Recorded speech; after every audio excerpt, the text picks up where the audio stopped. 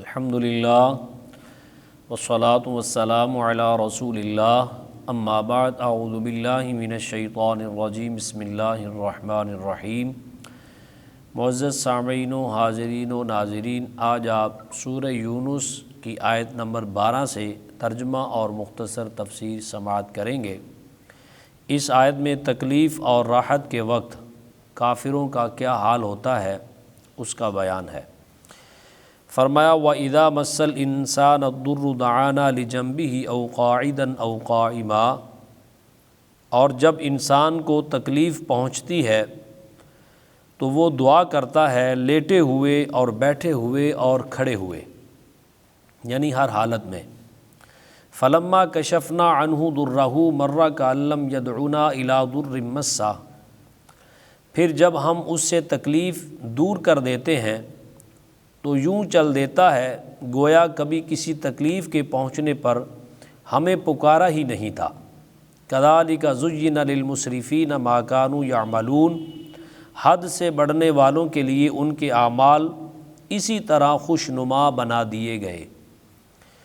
اس آیت کے اندر انسان کی حالت بیان کی گئی ہے کہ تکلیف کے وقت، اور یہاں کیونکہ بات مشرکین کی ہو رہی ہے لیکن اللہ پاک نے انسان کا لفظ استعمال کیا ہے کہ انسان تکلیف کے وقت وہ جو ہے ہمیں پکارتا ہے، ہم سے دعائیں کرتا ہے، لیکن جب تکلیف دور ہو جاتی ہے، مصیبت دور ہو جاتی ہے، اس کی جو حاجت ہے وہ پوری ہو جاتی ہے، تو پھر وہ ہمیں اس طرح بھول جاتا ہے کہ جس طرح گویا اس نے ہمیں کبھی یاد ہی نہیں کیا تھا۔ تو اللہ تعالیٰ فرماتا ہے کہ یہ جو عمل ہے حد سے بڑھنے والوں کے لیے، ہم اس عمل کو خوشنما بنا دیتے ہیں تو وہ اس میں ہی بھٹکتے پھرتے ہیں۔ اگلی آیت میں سابقہ قوموں کا حال بیان کیا گیا ہے۔ فرمایا وَلَقَدْ أَهْلَكْنَا الْقُرُونَ مِن قَبْلِكُمْ لَمَّا ظَلَمُوا، اور بے شک ہم نے تم سے پہلی قوموں کو ہلاک کر دیا جب انہوں نے ظلم کیا۔ وَجَاءَتْهُمْ رُسُلُهُمْ بِالْبَيِّنَاتِ وَمَا كَانُوا لِيُؤْمِنُوا، اور ان کے پاس ہمارے رسول روشن آیات لے کر تشریف لائے اور وہ ایسے تھے ہی نہیں کہ ایمان لاتے، یعنی وہ نیتاً ہی ایسے تھے کہ ان کے اندر جب روشن دلائل آنے کے باوجود بھی انہوں نے اپنے آپ پر ظلم ہی کیا اور میرے رسولوں کا انکار کیا، تو اللہ فرماتا ہے کہ وہ ایسے تھے ہی نہیں کہ وہ ایمان وما کانوا لیؤمنوا کذالک نجزی القوم المجرمین، ہم یوں ہی مجرموں کو بدلہ دیتے ہیں۔ یعنی جو بندہ ظلم کرتا ہے، اپنے آپ پر ظلم کرتا ہے تو وہ مجرم ہے، اور اللہ فرماتا ہے کہ مجرموں کو ہم بدلہ اسی طرح ہی دیتے ہیں کہ ان کے سامنے آیات ہماری کھلی ہوتی ہیں، نشانیاں ہماری ظاہر ہوتی ہیں، لیکن ان کا بدلہ ہم یوں دیتے ہیں کہ ان کو پھر ان آیات سے سمجھ نہیں آتی، وہ آیات کا مذاق کرتے ہیں۔ تو اللہ تعالیٰ فرماتا ہے کہ ہم نے تم سے پہلی قوموں کا حال یہ بیان کیا، ان کا یہ حال تھا، اور فرمایا ثم جعلناکم خلائف فی الارض من بعدہم لننظر کیف تعملون، پھر ہم نے ان کے بعد تمہیں زمین میں جانشین بنایا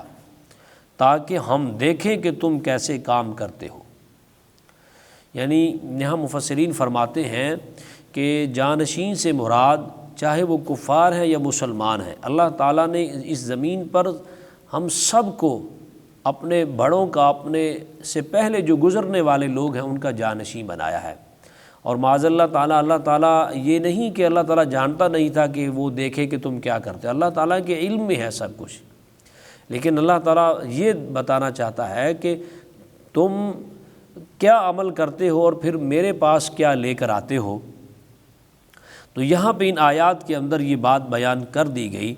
کہ انسان جب دعا کرتا ہے، کیونکہ پچھلی ہم نے